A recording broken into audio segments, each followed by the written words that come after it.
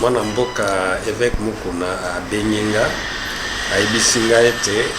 bato bazaki kosala mobulu na côté ya cellule na ye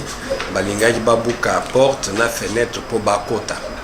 lelo na tongo vers ba 8h toyoki ke asalaki crise akwei bamemi ye na hôpital ya prison kuna na ere oyo tozoloba azaka kuna tokoloba ke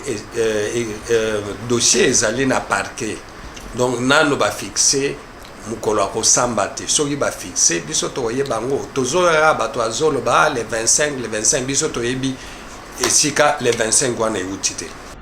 donc oyo il faut bayeba ezali ete ere oyo tozoloba évêque Mukuna azali na prison kuna na dispensaire na bango kuna na tongo akutanaki na médecin na ye médecin asali ba recommandation ya ba examen oyo il faut asalisa santé na eza malamu soki moto akwei soki moto aza na hôpital donc santé na ye eza malamu te baoyo baza na santé moko ya kitoko baza na ndako na bango bien na bacellule na bango soki aza kuna donc elingi koloba ke nzoto na ye eza bien te.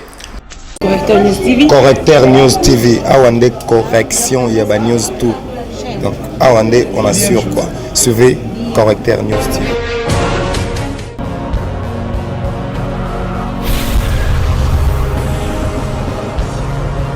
S'abonner massivement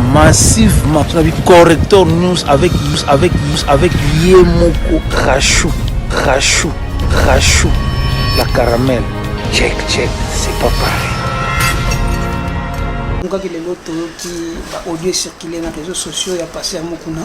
na kaki on attend que sur l'agno yep sango kendaki na hôpital pour vérifier l'état de santé à évêque Mukuna donc nous toye bayo en tant que coordinateur adjoint à éveil patriotique. Il y a solo les lots vers 2h du matin. Nayoka ki mwana mboka évêque Mukuna à Benyinga aibisinga ete bato bazaki kosala mobulu na côté ya cellule na ye balingaki babuka porte na fenêtre po bakota babimisa ye libanda yango tolobi wana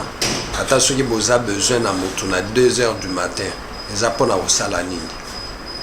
e lelo na tongo vers ba 8h toyoki ke asalaki crise akwei bamemi ye na hôpital ya prison kuna na ere oyo tozoloba azaka kuna. Selon toyebi te banquette non esalami te qu'est-ce qui s'est passé basoupçon nini ou bien nini boza nango ya koloba par rapport ya mpona biso tozaka komituna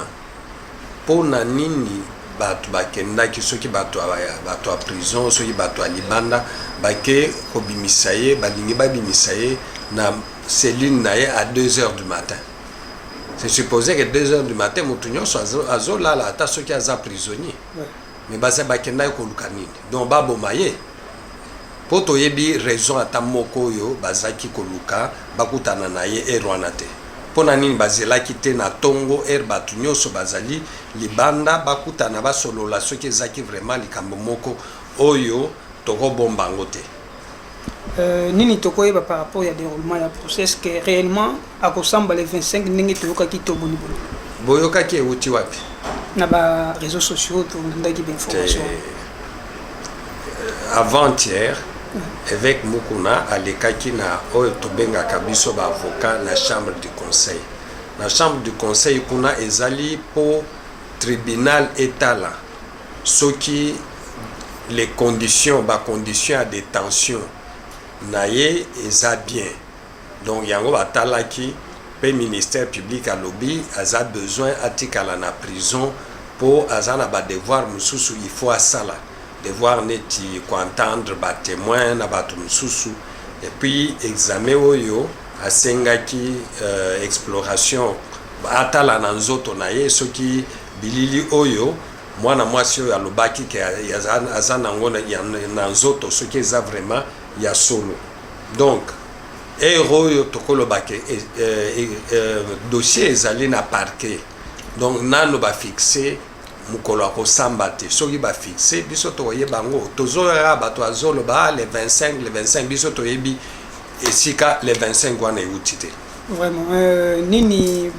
yimboka bakoki koyeba na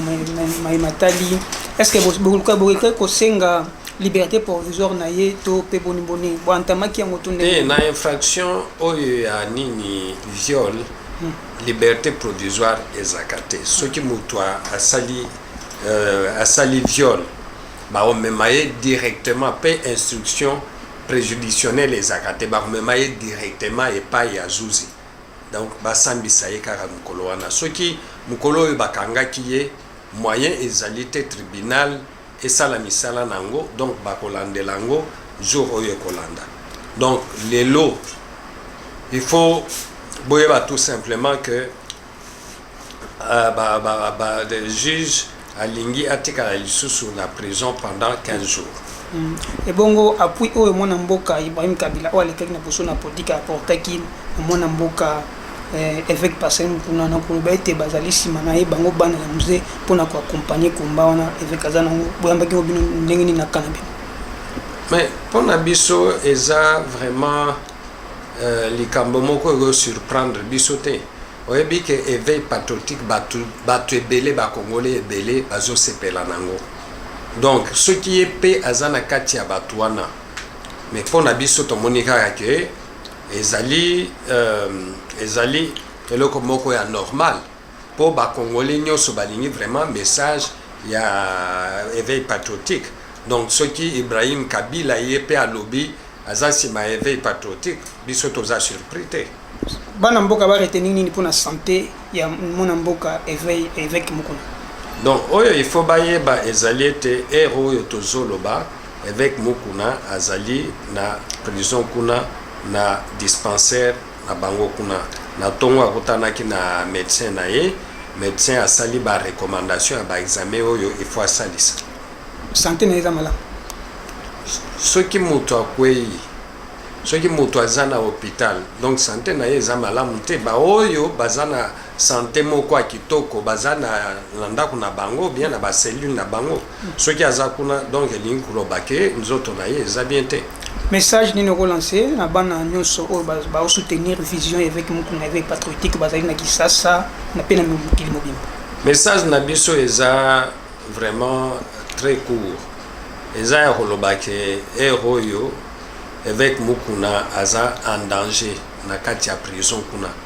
elo tolingi soutien ya bakongole baoyo balingaka éveil patriotique balingaka évêque Pascal Mokuna ifo ezala ya makasi biso toza libanda tokolemba te tobandaka kokoba na éveil patriotique mpo toyebi ke ezali mpo na bien ya bakongole eza mpo na salut ya mboka oyo tolingi lisusu mboka na biso ekambama na groupe ya bato na ndenge na misala nyonso bazosalaka eza kaka mpo na profit na bango tolingi bakonzi oyo bakokamba mboka mpo na intérêt ya bakongole nyonso wana eza message na biso ya liboso ya mibale il faut mpe tout soutenir likambo oyo tolobaka na français redevabilité elingi koloba nini soki oza na pouvoir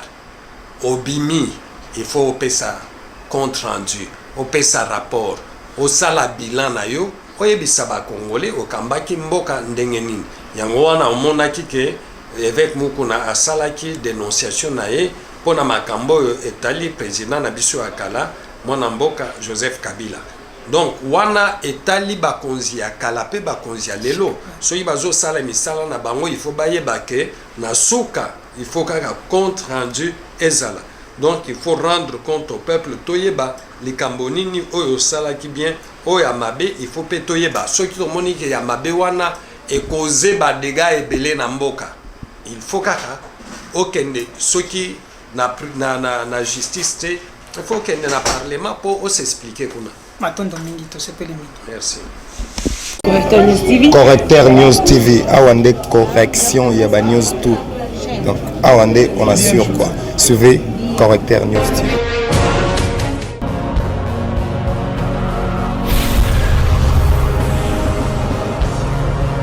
S'abonner massivement. Correcteur News avec Yemoko Rachou. La caramel. Check, c'est pas pareil.